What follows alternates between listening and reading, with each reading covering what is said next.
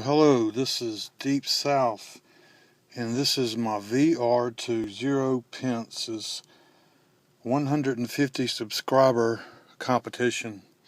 And in the competition, he wanted us to design a knife. So, the knife I've designed completely follows form and function, where form follows function. But what I needed was a skinning knife because the primary thing that I wanted to use this knife for, or wanted this knife to be about, was a skinning knife. I've been skinning deer all my life, and to be completely honest, I only use two blades 100% of the time. I'm using one of these knives right here. About 2% of the time, I'll be using what I would consider a typical skinning knife. And this is antler handled. It's a bare 3-inch blade, 3-inch cutting blade, 3-inch cutting surface. Great knife. I love this knife, but there's things about it I don't like. The way I use a knife when I'm skinning is I choke up on it a lot, and I do love the choil here. But I'll also grip a knife like this, and the only problem with this knife is the guard. Now the blade length and the handles is just about perfect, but the guard's wrong. And there's other things that I'd wanted to change about it. The way I use a knife and the way I skin, I really don't need a fat, thick blade like this. 98% of the time, I'm going to go to my case trapper. And I cannot tell you how many deer that I have skinned in my life with this blade. And it's a very simple, small blade. I mean, it's a large trapper, but it's a small. Well, a lot of people would just consider a pocket knife, but for me, that's all I need.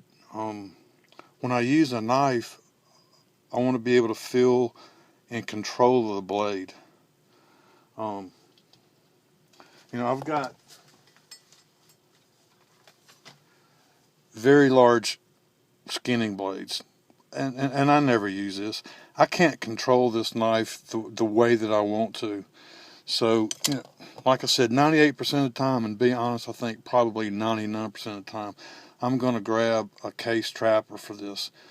So, I took a lot of these in consideration, and I had never really designed a knife before. I had some ideas going in my head, and I didn't really know where to start. So what I thought I would do was just grab a blank. And what I ended up doing, of course, this is a ruler. I only got one of the others. I got one of the paint stirrers from one of the box stores. And I just started playing around with it as if it was a knife blank. And so I grabbed it at the end like you would a normal blade. And I started cutting off anything that wasn't needed. I knew what I wanted. I knew how it should feel. And like I said, the knife, the form followed the function. So I think one of the first things I did was, I cut the heel of the handle off. And I'll go ahead and show you the knife. It's going to be a lot easier once I show you. And I broke one of the rules, I guess. I didn't draw this knife. I carved it. But I started gripping the blank. And that's how I figured out what I wanted. And this is what I came up with. Because the way I use a knife, and I like being in complete control of the knife blade and the edge, I can choke up on it. I can hold it in a normal fashion right here if I wanted to. I can choke up on it. And you got the choil here and a thumb ramp right there. But I've also got a thumb ramp here if I want to really apply some pressure to something, or if I want to get into fine detail. If I was caping a deer or any a game animal, I could still use a choil, choke up on it there, and be in complete control with the tip of the blade. So that's what I did. And I just started grabbing the wood and cutting with it and sanding and carving off what I didn't need, and that's what I ended up with. And it's kind of spooky. I mean, it looks like a typical caping knife in a lot of ways. And I guess that's why they were designed that way. You know, form follows function. This is my knife design. This would work for me. Another spooky thing that I did after I completely finished this blade, I started comparing it to the blade that I use the most, which is this case. And the cutting edge on the case matches almost exactly, well actually it does exactly where the plunge line would be on this blade, which is at 3 inches. It also ended up being very, very close to this. And none of this was measured. I didn't measure any of this. I never used a ruler at all when I was making this. It was just by handling it, and by feel, and the way that I used the blade, even the length of the handle itself. When I choked up here, I still want a little bit of handle there. If I choke up in the back, I still want to be part of the handle to be in the back of my hand for support. So there was no measuring with it. It was just working it out with my fingers, sandpaper, and a little pocket knife while I was carving it. So Keith, that's the entry to my VR2. Personally, I really like it. And what I'm going to do is I'm going to scan this into AutoCAD. There's some things I want to correct on it. I don't really like these lines right here. This is almost horizontal, which I do like. But until I get a knife, and a real knife like this one to play with, I'm not going to know how it really works. So this is something I'm going to save on. It's going to be something that I work with, you know. In reality, I don't really expect to win the competition on this, but I do expect to build this knife in one day. So, I mean, this is my start. So as far as measurements go, it would be from the plunge line, from the tip of the choil here, you'd have probably like a 1/4 inch to the plunge line. And then that plunge line to the tip, the cutting edge, would be exactly 3 inches, if I'm not mistaken.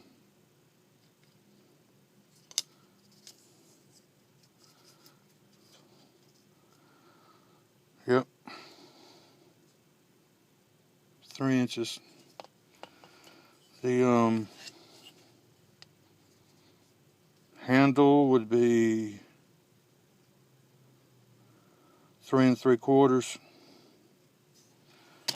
And I rounded it. I thought with the curves and the thumb ramp, the choil here, the thumb ramp here, that aesthetically it'd probably look better with a curved handle there. Anyway, that was a lot of fun for me.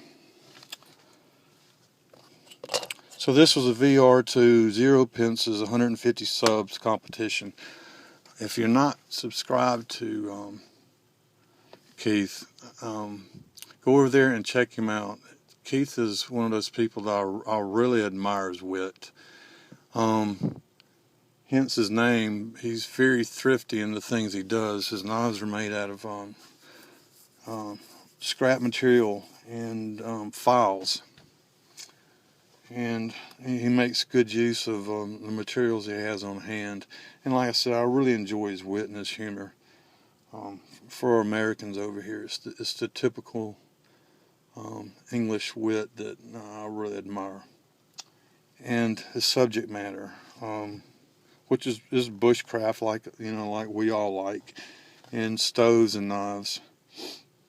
But go over there and sub him. Check his channel out. Tell him I sent you. I'm still kind of find it very interesting that without measuring anything on this and just using the knife, that it matched almost perfectly to these knives that I've been using for years.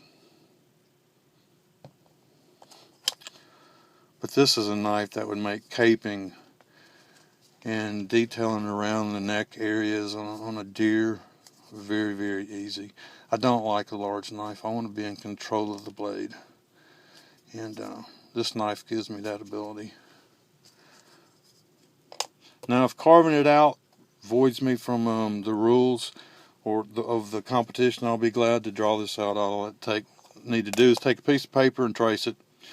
And like I said, I also have plans to scan this into AutoCAD because I want to work on the radiuses of these grooves here, and also this plunge line from the tip of the thumb ramp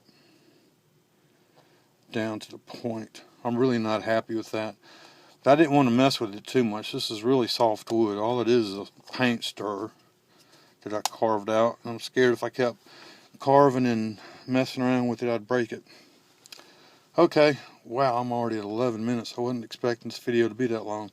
I really enjoyed this competition. These are the VRs I enjoy doing a whole lot because there's some thought goes into them, and I like doing things that that involve me having to use some little bit of creativity. So Keith, congratulations on your 150 subs. Hope you enjoyed this video. Really like everybody who watches this to give me feedback on what they think about this design, because I know a knife maker that would make this for me, and I'm really thinking about having this made, whether I win the competition or not.